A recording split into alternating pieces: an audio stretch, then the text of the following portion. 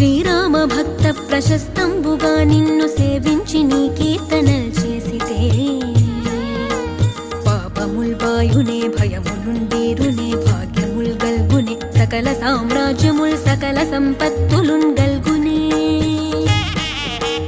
వానరాకారయో భక్తమందారయో పుణ్య సంచారయో ధీరయో వీర నీవే సమస్తంబుగా నొప్పి ఆధారక బ్రహ్మ మంత్రంబు పఠించుచ స్థిరముగా వజ్రదేహంబు